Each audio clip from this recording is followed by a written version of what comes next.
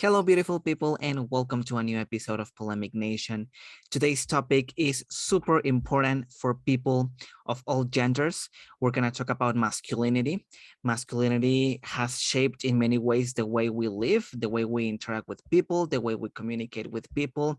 And because it's such a complex and fascinating topic, we have today a very special guest. He is the author of 19 books and 75 peer-reviewed scientific papers all the way from the US to London. He is Professor Eric Anderson. How are you today, Doctor? Hello, thank you. Pleasure to be here. Thank you so much for your time. This is super, super important. I'm super excited about this topic. And I know that you are the architect of the inclusive masculinity theory, which we're going to talk about. But before we start talking about that, I'm curious to know what made you decide want to study masculinity, and how did you see masculinity when you started in this process? Sure, it's a really good question. I think it's important to know that I grew up in my adolescent years were in the mid 1980s. And so this was the decade of the most extreme homophobia, much more extreme than the 60s and 70s. And I was a closeted gay teenager at the time. So I grew up in a culture that was hyper macho and really homophobic. So that obviously, shapes upon me an interest in the subject right off the bat. But then in 1993, I came out of the closet as America's first openly gay high school coach, and it didn't go so well. There's a great deal of homophobia, symbolic and actualized violence against both myself and the athletes that I coached, who were guilty of, by a guilt by an association process. Even though they were straight, they had a gay coach, they must be gay. This was the early 90s. And after a horrific violent incident in which one of my heterosexual athletes was brutally beaten, I decided that I needed to go back to do a PhD to study the intersection of sport, masculinities, and sexualities. And I've been doing that ever since. What part of the US where did you grow up? Southern California, Huntington Beach, which is, you'll know it. It's still the place when the anti-vaxxers gather or the Trump flags rise in Orange County, California. It's the place. So it has that sort of has that history behind it. I wouldn't accept, back then we used to say there was an orange curtain between Los Angeles County and Orange County. And there's absolutely no doubt that there was. Yeah, the conservative part of California. And Yes. so you started talking about inclusive masculinity, and what kind of insights did you come up with? What is this theory Sure. about? Well, let me tell you how I came up with the theory first. Mhm. So I would hardly call the 1980s inclusive masculinity. It was quite the opposite of that. The 1980s were predicated in Christian religious fundamentalism. It was predicated in sexism, homophobia, and femophobia. So not inclusive in any way, shape, or form. But my research on the experiences of gay men started to show that by 2001, and certainly by 2005, gay men were having conditionally acceptance in sport. They're having conditional acceptance in sport. So they were accepted in sport because they were good. They were accepted in sport, in Men and Journey of the Victory. There was some silencing around their sexualities, but for the most part, they were accepted. Now, what this means is, masculinity in the 1980s was predicated on homophobia. It is very fair to say that for adolescent males in the 1980s, they were compelled culturally to be homophobic. But by 2005, that wasn't what I was finding. So I thought, if the gay men that I'm talking to in sport are having better experiences, then that must mean that the attitudes of heterosexual men have changed. And so I switched some of my research to examining the attitudes of young straight male athletes. And here I found young men thinking and acting in ways nobody had charted before. No masculinity scholar was finding. I found young men embracing gay men, young men embracing softness, embracing fashions that were once thought, taboo for straight men, and literally starting to embrace each other. And so what I found was that young straight men were being inclusive of what they were once exclusive of, which was homosexuality. So when I called it Inclusive Masculinity in my first book in 2009 on the topic, I didn't mean inclusive of everything. I'm not saying that they still can't be sexist or racist or ableist or whatever. I'm not saying that. But what I am saying is the thing that was the hallmark of masculinity, homophobia, had changed. They were inclusive of masculinity. And then I answered the question, what happens to masculinity? What happens to straight men's masculinity once they are no longer homophobic, once they are inclusive of gay men? And I showed these radical changes that young straight men exhibit today. And that didn't happen like from one day to the other, right? It was an evolution. Yeah. It is a process. The way people grow up, the way people define masculinity. So Gen X and people who grew up in the 70s, in the 80s, grew up with these very toxic ideas of masculinity, while newer generations are perceiving masculinity in a different way. So I feel that I'm kind of in between, because I grew up with some of these ideas of toxic masculinity still, like women telling me, don't cry, be a man. And also this, because that leads me to my next question. When did it become a synonym, gay from coward? People saying don't be gay, like if gay was a synonym of coward, which is really interesting, because gay people are actually not coward. There's a specific process in their life that is called coming out, and it requires a lot of courage, and many people don't even get into that process. So how did that happen? Do you have any insights about that? Yeah, so I can't answer the word coward specifically, but just to back up a few of the things you were saying, attitudes towards homosexuality were better in the 70s and in the 1960s. There was a bit more of the free love and spirit sort of hippie beatnik stuff going on. So people who had their adolescence in those decades have better attitudes towards homosexuality than people who had their adolescence in the 1980s. And then the 1990s, they sort of equate to the people who had their adolescence in the 60s and 70s. And those who had their adolescence from the year 2000 onwards, a complete and total rethink about homophobia. We have moved for those generations into cultural homophobia, the expression of homophobia, the belief of homophobia being socially unacceptable to young straight men. So it's completely reversed from the 1980s. So for the most part, yes, indeed, it is a cohort effect. Now, I can't speak to the word cowardice itself. Clearly, I know it's a word that was in use long before it was associated with homosexuality. It was a word that was used in World War I to describe soldiers who had shell shock and were afraid to run out of the line. They were tried and executed for, quote, cowardice. So I'm not really sure the whole etiology of it and homosexuality, but I can tell you this, that in the 1980s, language like fag and gay had pernicious intent. And by the way, so did the word suck.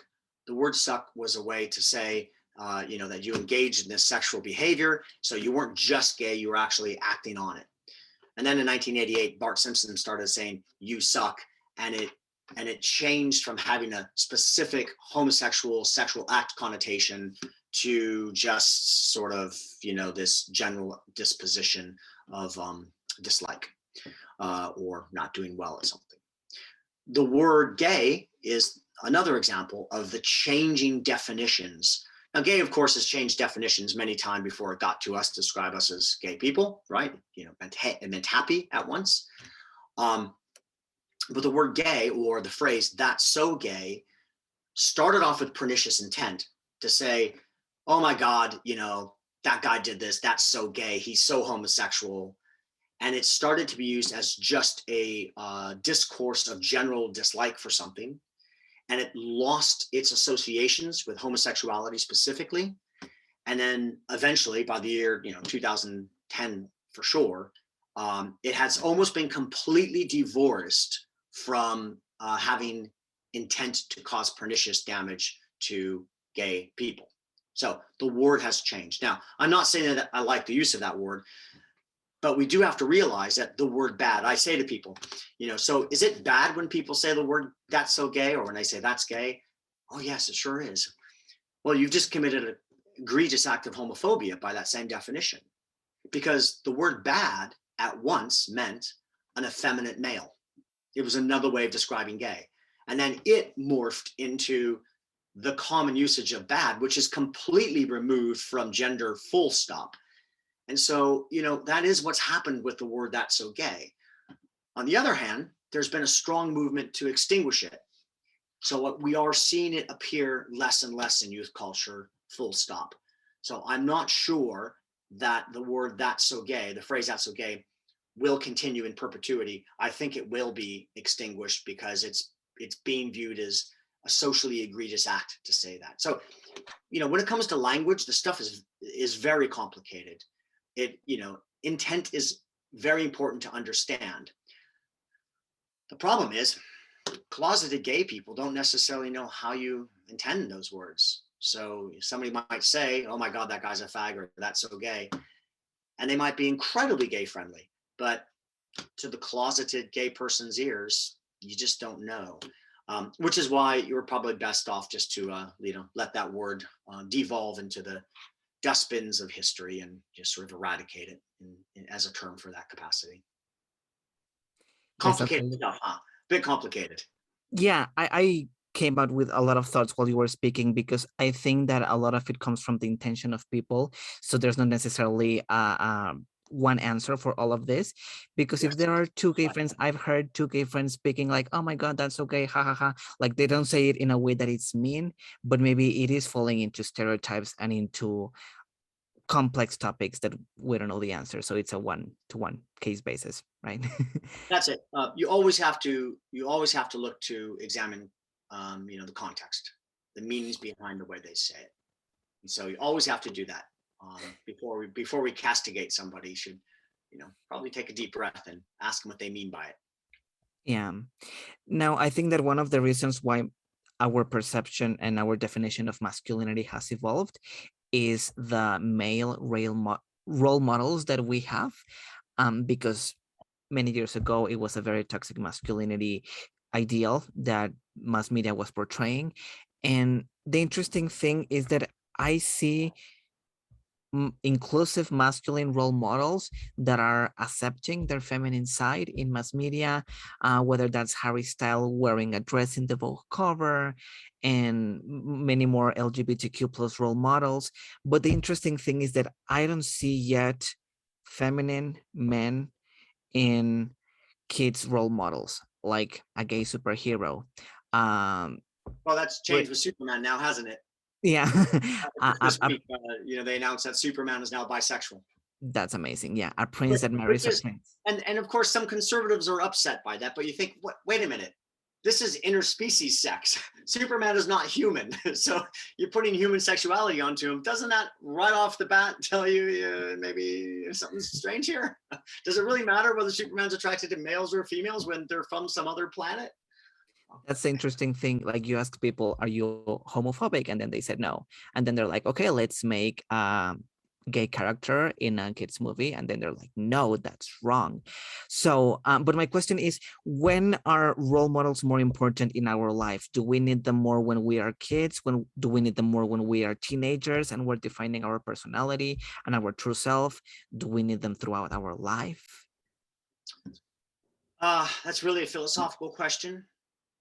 It's not one I can answer with empirical evidence. So I'm a kind of guy that speaks to the science that I know and the data that I have.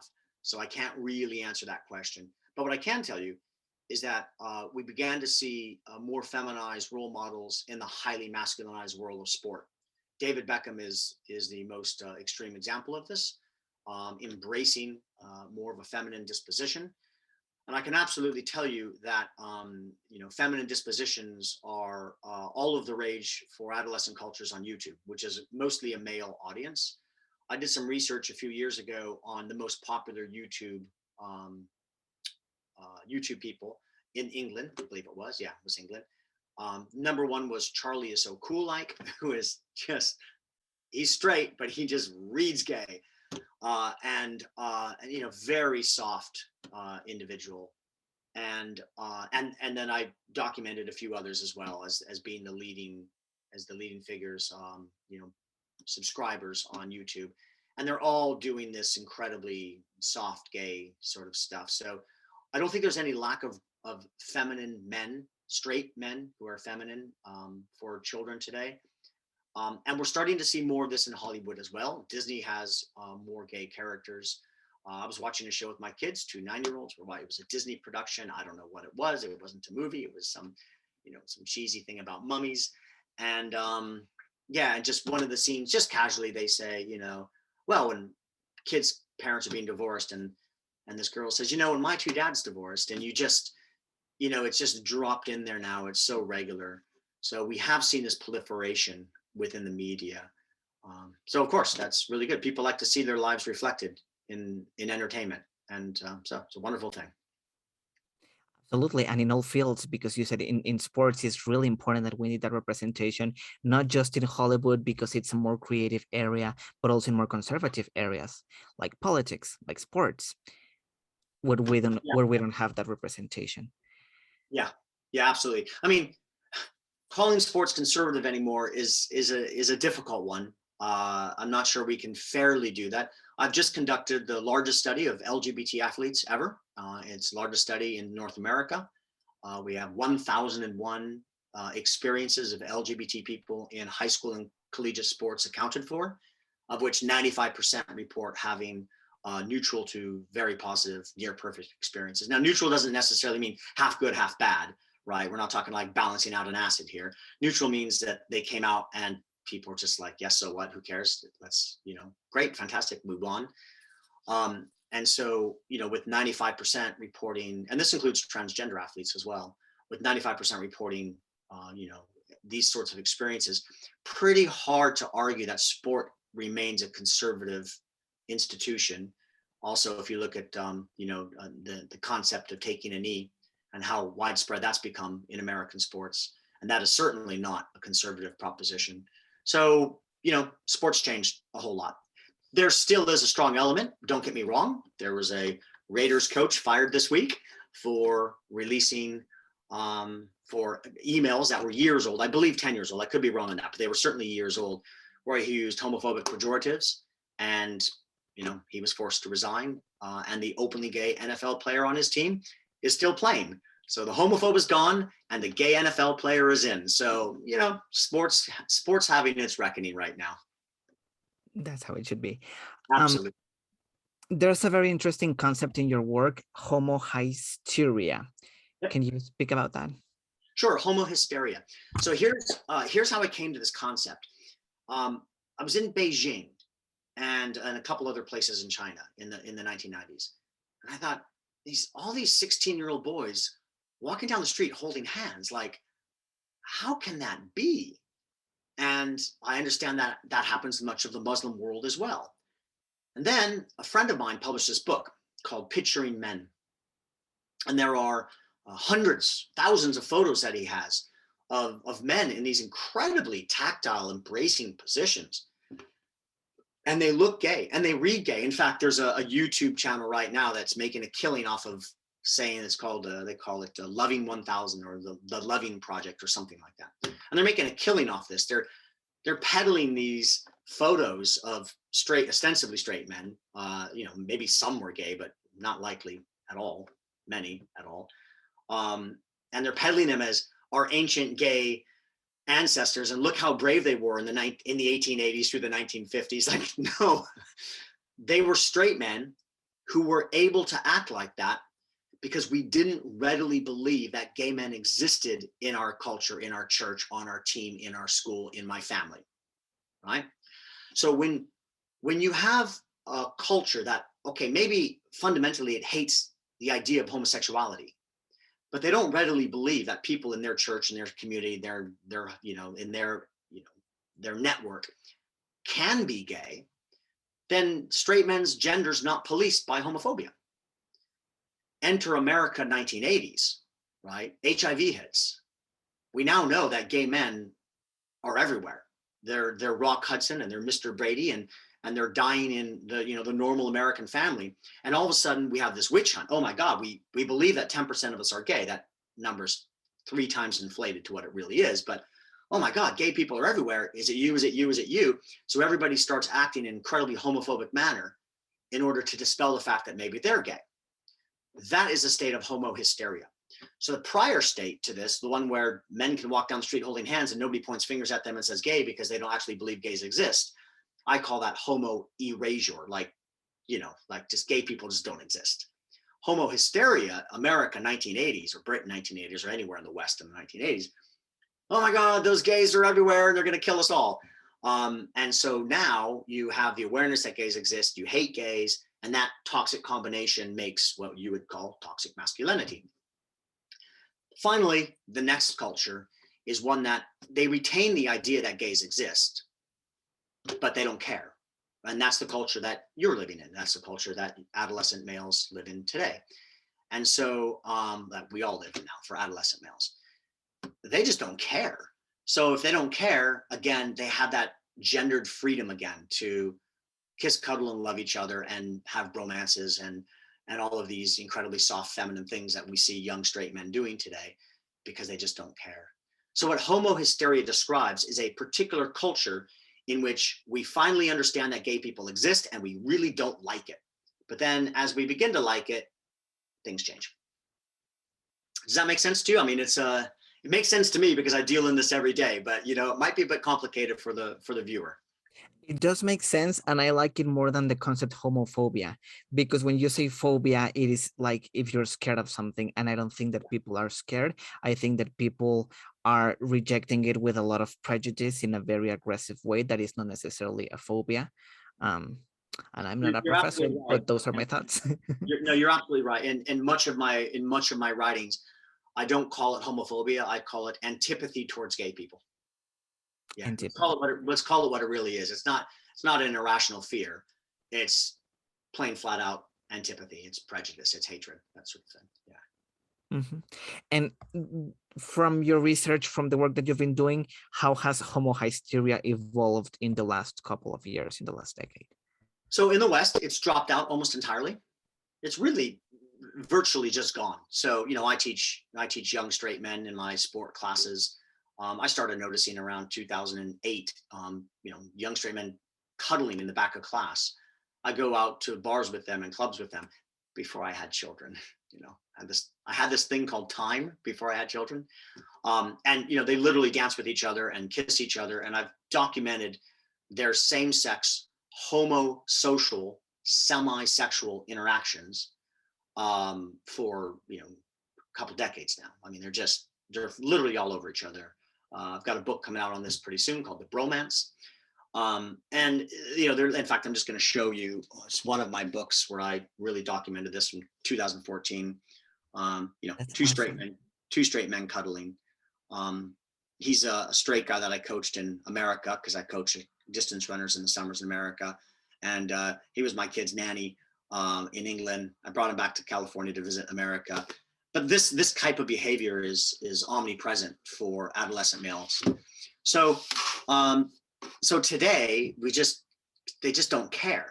So homo hysteria has dropped out of America for youth. I'm not saying for 80-year-olds, right? They'll die with their homo hysteria, and I've proven that as well.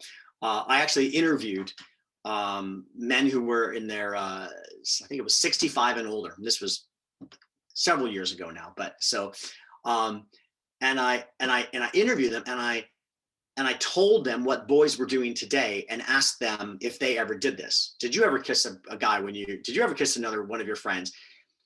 And it's the only time in my life that I've had people get up and leave the interview because they were so angry.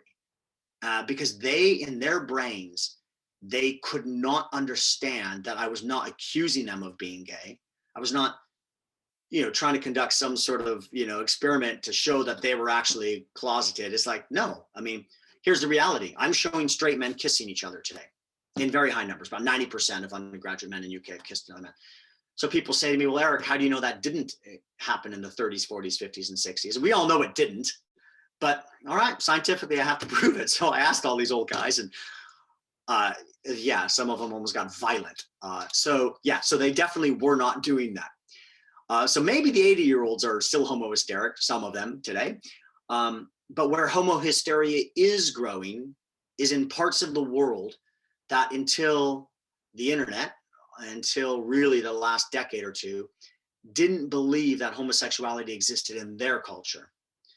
Now, young people in those cultures, they're on the internet and they know damn well that it does exist.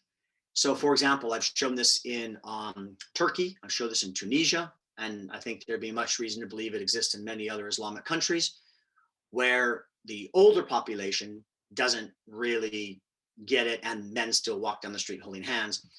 But younger men are buffing up. And this is exactly what men did in the 1980s in America. They're hitting the gyms to dispel any suspicion that they might be gay. So their attitudes are, they're retaining that homophobia, and they're essentially becoming what you would call toxic masculinity. How long is it going to take for them to turn the corner and drop the homophobia or the antipathy so that they can then fall out of a state of homohysteria and into inclusivity? I don't know. Obviously, you're up against religious doctrine there, as you were in the West. There is a bit of hope. Some of the Pew Research studies on global antipathy towards gay people has actually shown a crack that some of these countries with 97% disapproval rating are now down to 93%. And that doesn't sound like much, but if we could gain 2% a year, even 1% a year, then when you get down to 50-50, then you have a full-on cultural war, and then, we're going to come out on top of that eventually. So I have some hope for those countries, but it's going to be a while. Yeah, me too. And isn't it amazing how when you let go your prejudices, you can have so much fun and express your feelings? Like a straight man who kisses a straight man is not necessarily gay. You're just exploring your sexuality, exploring what you can do with your body, exploring what you can do with someone else with respect and love. So it's not really about more people being gay. It's more about having more liberty to express yourself and your sexuality without being judged, which is something that animals can do better than us. Exploring their sexuality without being judged. Can I just add to that back in the early 2000s, I used to lecture to universities, and I used to say, that first of all, gay men were incredibly brave, as you said earlier, because we came out of the closet in a homophobic culture. And, and I used to look to guys with hats on, baseball caps on, acting town. And I say, so the stereotype of a tough male is the guy with his hat on backwards and, is a jock. But the real brave, tough individual is the guy who comes out of the closet and is flaming like crazy, because that takes serious guts, right? Nobody's going to mess with the jock, but this guy, he's putting himself out there. So we need to look at bravery in a different light. But I used to say to them, I'm gay. I can do anything I want. If you're straight and you care to be thought straight, then, there's a whole raft of institutions you can't go into for your occupation, teaching, nursing, anything with children, that sort of thing. There's a whole raft of music you can't listen to because, oh my God, the Backstreet Boys, that's so gay. There's a whole way there's loads of ways you can't move your body. You can't cross your legs or whatever. You can't carry folders like this. You've got to carry them under your arm because people will think you're gay simply by the way you move your body. And I go on and on and on, and I explain all of these ways that homophobia or antipathy towards gay people, police the lives of straight men. And then how as gay men, we could do anything we damn well want. If I want to work with children, I work with children. If I want to make dresses, I make dresses. And if I want to work for the NFL, I work for the NFL. And, we had this total freedom to be fully actualized human beings, as Maslow would say, if we know him. But young straight men today, they're like I was, 20 years ago. They're like, I can do any damn thing I want. I don't really care what people think. If I want to wear pink trousers and ride my pink bicycle to my job where I'm making pink girls' toys, great, fine. Nobody cares. Huge As I mentioned earlier, masculinity is a topic for all genders and for all people. And there are still some young straight men who grew up with conservative traditional ideas of toxic masculinity, but they want to be allies of this new inclusive masculinity. So they're fighting with these prejudices that they grew up with, but with how society is evolving, because they're meeting their friends who might be gay or who might be feminine men. So what advice can you give to them to become allies in this process of becoming a more inclusive society? Yeah, so it is so easy for them now. The issue they may have is with the older generation, they might have with their parents and so forth.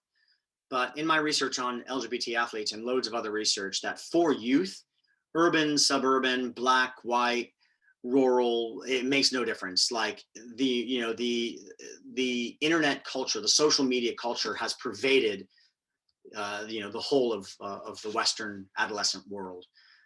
So for them, if you're harboring anti-gay antipathy, just step out of the light, rectify your thoughts, and people will support you and embrace you. Maybe a bit more difficult to tell your parents if they've come from a particular, fundamentalist background or something. But hey, so what? That's what every generation does, is piss their parents off. That's what you're supposed to do when you're a kid.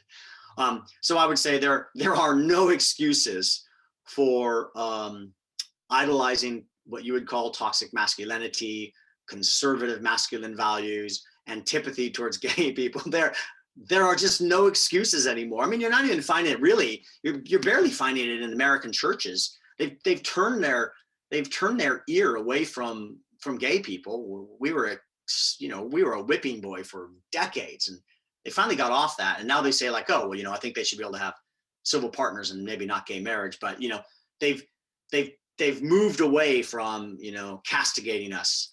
Even Donald Trump ran for office the first time. He was smart enough not to go after gay people. The opinion polls are just there. What are we? 72% of the American population supports gay marriage. That's America too, I mean, we're just there on this issue. So if they think that their friends are going to judge them poorly for having gay friendly attitudes, no, not at all. And then how do you see this inclusive masculinity movement growing in the future? Because there's been some progress, but there's still some room to grow. What are the other areas in which we need to grow and improve? Yeah, so again, inclusive masculinity refers to homosexuality and the cultural view of that. So clearly the next great issue here is transgender issues. And what I show is amongst the survey of athletes that I've done is that youth are there on this as well. It seems to be the media and the conservative right that makes a big deal about transgender athletes, but the kids themselves just don't really. They want to be accommodating and inclusive. I would say, so for the most part, youth are there, but there will still be a ways to go. There will still be people who say things like they're born a biological male, and therefore scientifically I'm going to refer to them as a biological male because that's my right. And the other side says, well, can't you just call them she out of respect? I mean, that's what they want to be called. What's so hard with that? And they say, that's not scientific, God made male and female. And I say, okay, well, you know what? By that token, I don't believe in God. And therefore, I'm not going to recognize you when you say you're Christian. Christianity doesn't exist because there is no God. Your name is Robert, but you go by Bob. I'm not going to call you Bob because your name is actually Robert. Scientifically speaking, your passport, your birth certificate says Robert. So you are Robert, no nicknames. Right. So, it's this ludicrous proposition of, I'm not going to call somebody the name, the pronoun they desire because of science or God or whatever. It's like, well, come on, grow up. Yeah. And I don't think that's a winning proposition. And I don't think they're going to get very far with that. I think that has a very limited shelf life. And I don't think kids are going to care about those sorts of arguments. So it is the transgender issues right now are the great issue of our day. There's no doubt there's far higher degrees of transphobia than there is homophobia, without a shadow of a doubt. But I really believe we've learned a lot from our years of homophobia, and that transgender people, I have great hope that culture will simply use the same framework they used for gay people and move it over to trans people, and that these issues of bathrooms and locker rooms and all of that crap will go away. By the way, I used to hear all the time, gay men in the locker room, oh my God, they'd be checking other guys out. You never, ever, ever hear that anymore. Nobody says that. So transgender female in the female locker room, oh, they could be checking the cisgender women out. That argument will fade. It will fade. There are a lot of questions about this, and I'm glad you brought it up because it is a debate that is happening right now about transgenders in sports because the system is still binary. So the questions about what if a biological male who is transgender, like, do they participate in the male team or in the female team? So the system is binary, but people are not binary. And the argument being that men have some physical attributes that are different to women. What's going on there? Like, because I know that this question creates prejudices and then hate and then reject. So how can you answer or explain this argument? I'm happy to talk about the science of transitioning, right? Okay. But before I do that, I tell people, can you just stop and take a deep breath? So I have 120 incoming students to my sport programs, various programs we teach at my university every year. And every year this comes up. And every year I ask, how many of you have ever played with a transgender athlete of any gender, from male to female or female to male? And they haven't, right? So it's like, we are getting all worked up over something that is so statistically small. Now, yes, I know that there was an issue in Ohio with 2 sprinters a few years ago, and I know that there's an issue there. But collectively, transgender athletes are pretty much so a population that almost nobody's going to have contact with. Next, if they do have contact with them, half of that population will be transgender female to male, right? It'll be female to male. And nobody cares about that because that's a harder competition. So you've just wiped in half the other thing. Then the next half is 3/4 of sports out there. This kind of stuff doesn't really matter. So what if they're a transgender, synchronized diver or synchronized, or, we only worry about it in the strength sports and in, rugby and football and things of that nature. Okay, so now we're down to a very limited, narrow view of sports. But then the next thing is, most sports are, sport is a child's game. All sports, they're children's games. In terms of the numbers of people who play these, it's like millions and millions of kids that then funnels down to very, very few adults. It's an incredibly steep pyramid. I call it a decreasing opportunity structure. So we're talking about kids here. We're not talking about professional athletes. So if we just take a deep breath and we remember that this is a problem that exists almost nowhere, and then B, it's only half of that problem, and then C, can we just accommodate people so that people have fun in sport? Because isn't that what it's really about? Is it really about just winning a gold medal? Because there are millions and millions and millions of kids partaking in sport, but the Olympics only take 10,000 a year. So the chances are pretty damn small. 10,000 in the Olympics. So I throw all of that out there. It's just like, this is a storm in a teacup, right? It's a great distraction from, could we talk about something more serious? But then scientifically, there's legacy effects. There's no doubt that men evolve and they go through puberty and they have a larger skeletal structure. They have a better Q angle of the knee, which gives them more power. They have larger lung capacity. There's no question about that. But what we don't know is this. Once you lose the muscle mass from a couple of years of estrogen, hormone replacement therapy, you now have bigger, stronger muscles to move that need to be moved by less muscle. I'm sorry, let me say again. You have bigger, stronger bones, heavier, denser bones that now need to be moved by less muscle. So do we scientifically know that a distance runner who goes from male to female is actually going to perform better as a female? And the answer to that is no. We don't know that. We don't know that. We go, oh, well, they've got more blood volume or they've got, greater lung capacity. Yeah, they've also got some pretty damn big, heavy bones they got to now drag around with less muscle. So we don't actually know. Now, in basketball, it seems pretty obvious that, if you can just stand there and grab the ball, sure, okay. So maybe we need to think about how we accommodate athletes at the higher levels of sport, perhaps. But where I care about sport, the high school and collegiate and youth levels, for the most part, this just really isn't an issue.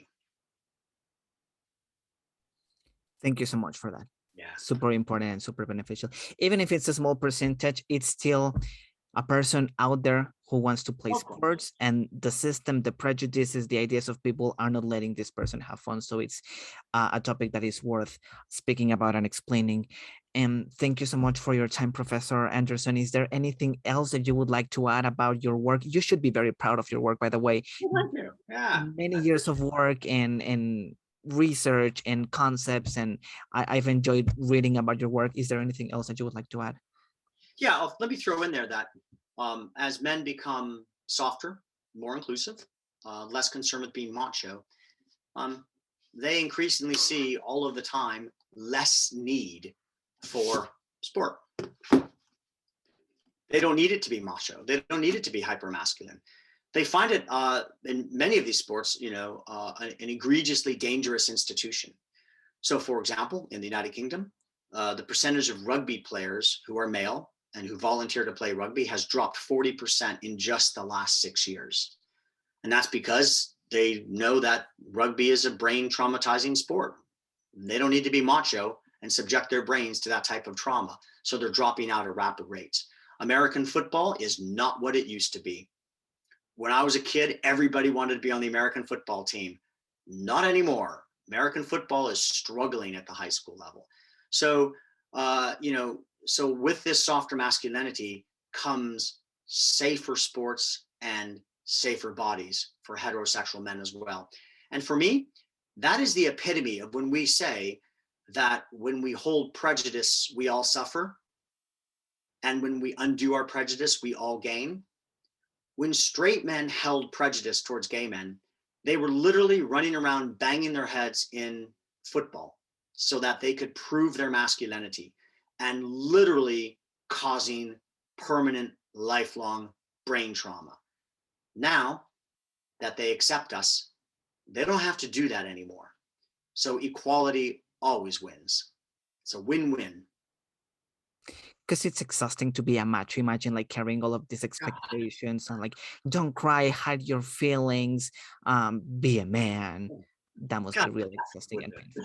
Absolutely. Where can people find you and know more about your work, Professor Anderson? ProfessorEricAnderson.com. Awesome. Thank you so much for your time. I'm going to leave that link in the episode description. Thank you so much for your time, and thanks everyone for listening. Remember that you can listen to this podcast in Apple Podcasts, Spotify, Google Play, TuneIn, Amazon Music, Deezer Play, and you can check our Facebook page, Polemic Nation, and YouTube channel to check for more updates. Thank you so much for your time, and until next time.